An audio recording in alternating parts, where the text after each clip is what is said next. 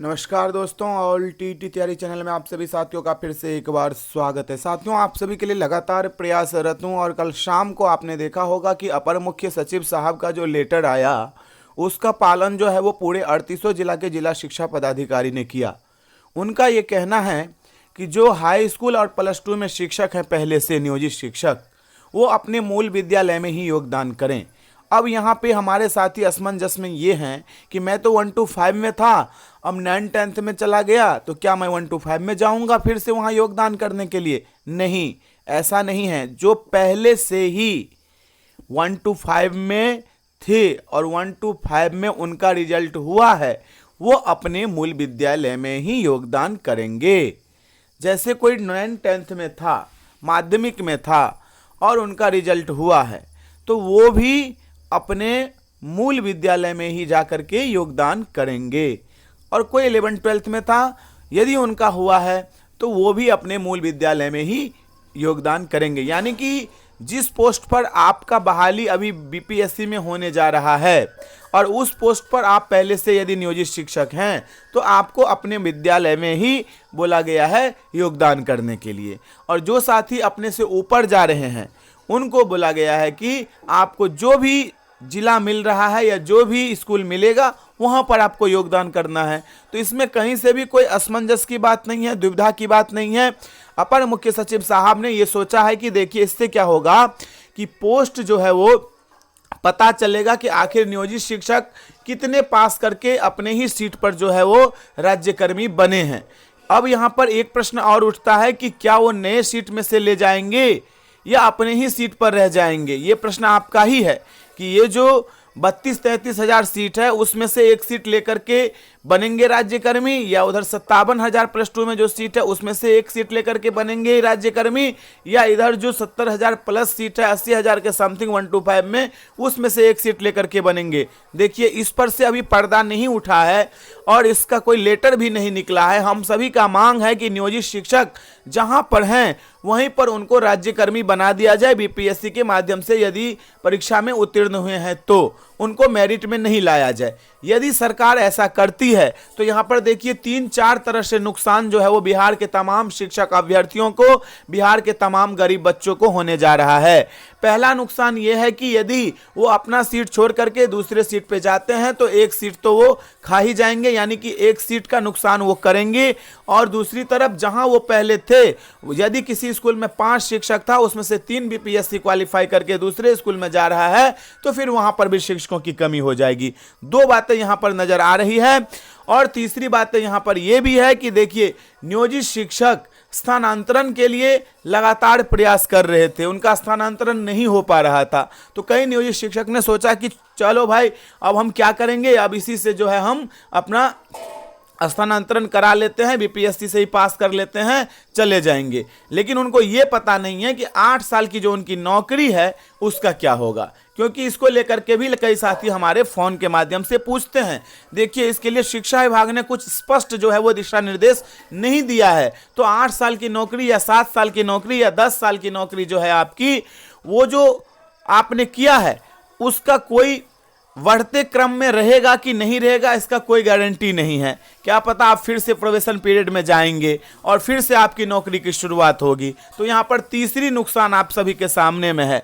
चौथी नुकसान यहाँ पर यह हो रहा है, सरकार को यह नुकसान है, बिहार को यह नुकसान है, बिहार के गरीब बच्चों को यह नुकसान है कि यदि नए सीट में से एक सीट लेकर के ये चले जाते हैं तो ये जो हमारे साथी पीछे अपने मेरिट में लगे हुए हैं, यदि कोई साथी हमारे 61 नंबर लाए हैं और उनका नहीं हुआ, 62 वाले का हो गया है, तो इसका मतलब ये नहीं है कि वो मेरिट में नहीं है, वो तो बिल्कुल मेरिट में है। लेकिन यहाँ पर जो बीपीएससी के तरफ से या शिक्षा विभाग की तरफ से जो ये किया गया है कि एक आदमी का 3-3 जगह रिजल्ट दे दिया गया है, उससे क्या हुआ, 2 सीट जो है वो खराब हो गया। तो इसके कारण जो है बहुत सारे सीट जो है वो खराब हो रहा है। जैसे कि मैं आप सभी को उदाहरण के तौर पे बताऊं, 15 से 20 हजार सीट ऐसे हैं जो तीनों जगह रिजल्ट आने से खराब मतलब होने जा रही है।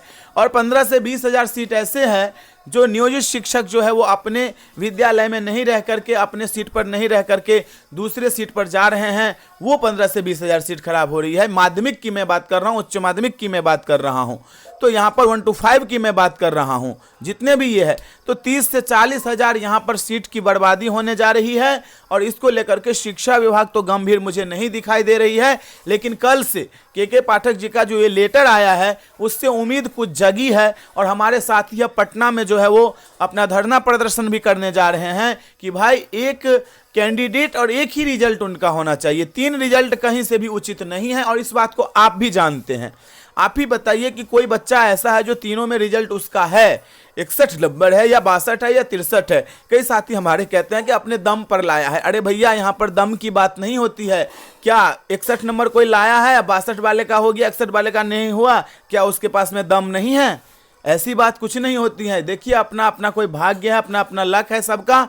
तो इसके लिए आप जो ज़्यादा अपने आप को उतावला हो रहे हैं वो ना हो। मैं तो यहाँ पर उदाहरण आपको देना चाहूँगा कि कई साथी हमारे एसटीईटी में मेरिट में थे, 100+ नंबर ला रहे थे, 115 नंबर ला रहे थे, लेकिन बीपीएससी वाले में उनका नंबर थोड़ा कम हो गया। तो क्या वो मतलब उनके अंदर में दम नहीं था? उस समय कई साथी हमारे ऐसे थे जो मेरिट में नहीं थे और उनका नहीं हो पाया था, लेकिन इस बार बीपीएससी के माध्यम से जो बहाली की प्रक्रिया आई है उसमें उनका मेरिट में नाम आ गया है। तो क्या उनके अंदर में दम बढ़ गया? ऐसा कुछ भी नहीं होता है। शिक्षण कार्य ही एक ऐसा कार्य है जो जीवन पर्यंत चलने वाली है, चाहे वो कोई भी हो। ऐसा किसी के लक से हो जाता है तो इसमें किसी का टिक्का टिप्पणी नहीं करना चाहिए। बिहार के तमाम शिक्षक अभ्यर्थियों के हित में जो फैसला होगा वो होना चाहिए। बिहार के तमाम शिक्षक गरीब बच्चों को जो गुणवत्तापूर्ण शिक्षा दे रहे हैं उन गरीब बच्चों के हक में जो होगा उसके ऊपर में फैसला होनी चाहिए। तो आप सभी मुझसे पूछ भी रहे थे और लगातार धड़ाधड़ जो है 38वां जिला से ये लेटर निकलने लगा। कई साथी तो अब हमारे योगदान करने से भी कतरा रहे हैं, कह रहे हैं कि पता नहीं क्या होगा नहीं होगा। तो देखिए, अब आप ही सोचिए, जो होगा आपके लिए होगा, क्योंकि इधर राज्यकर्मी के लिए तो सरकार ने नियमावली पास कर ही दिया है और उस नियमावली में स्पष्ट कहा गया है कि भैया राज्यकर्मी का दर्जा आपको तो दिया जाएगा और बीपीएससी के माध्यम से जो बहाली की प्रक्रिया चल रही है उसके समान ही आप सभी को रखा जाएगा। जिला कैडर उसमें भी है, उसमें भी है। जो वेतनमान यहाँ पर दिया गया वही वेतनमान वहाँ भी होगा। बस एक बात यहाँ पर सोचने वाली बात है कि क्या आप फिर से प्रोबेशन पीरियड में जाना चाहते हैं या आप अपनी पुरानी जो आपकी ईयर है, जो आपने काम किया है, उसको बरकरार रखना चाहते हो। आप अपने आप खुद निर्णय लेंगे। इसको लेकर के शिक्षा विभाग ने अभी कुछ स्पष्ट गाइडलाइन जो है हम सभी के बीच में नहीं लाया है। तो आपका प्रश्न था, बार बार प्रश्न था, आप फोन कर रहे थे, मैसेज कर रहे थे, मैं जवाब नहीं दे पा रहा था क्योंकि आप सभी को पता है कि अभी दुर्गा पूजा का समय है। चारों तरफ जो है ढोल बाजा पिपी ये सब बजती रहती है। इसके कारण जो है मैं वीडियो भी ज़्यादा नहीं बना पाता हूँ। आप सभी को अपडेट तो करता हूँ, कम्युनिटी में दे देता हूँ, आपको फ़ोन के माध्यम से भी मैं जवाब देता हूं जो आप फ़ोन करते हैं। तो चलिए, आप बने रहिए, लेकिन इस वीडियो को आप ज़्यादा से ज़्यादा शेयर कीजिए क्योंकि इसमें बिहार के गरीब बच्चों का भविष्य है। देखिए, ये बात भी जायज़ है कि ये जो रिक्ति रहेगी वो अगले में जोड़ी जाएगी। अरे अगले में जोड़ी जाएगी, ठीक है, ये अगले करते करते जैसे 1,72,000 का आपने यहाँ पे हवाला दिया और यहाँ पर आप 80,000 बहाली कर रहे हैं और फिर अगले में ले जाइएगा, फिर इसी तरह से रिजल्ट दीजिएगा, फिर 15,000 का कीजिएगा और फिर बोलिएगा इतना कर दिए इतना कर दिए। इससे कुछ नहीं होता है। 100% यदि नहीं हो तो कम से कम ज़्यादा से ज़्यादा बच्चों को लेना चाहिए। अब 3 जगह जिनका रिजल्ट है उनका कहीं से भी उचित नहीं है। तो इसको लेकर के आप लोग आंदोलन करेंगे। आप सभी को अग्रिम बधाई और शुभकामना ऑल टीटी तैयारी चैनल की तरफ से, क्योंकि आपकी जो आंदोलन है ये जायज़ है। तो आप बने रहिए ऑल टीटी तैयारी चैनल के साथ। पल पल का अपडेट आप सभी को देता रहूँगा, विश्वास दिलाता हूँ। अभी के लिए इतना ही, फिर मिलता अगले वीडियो में। धन्यवाद साथियों।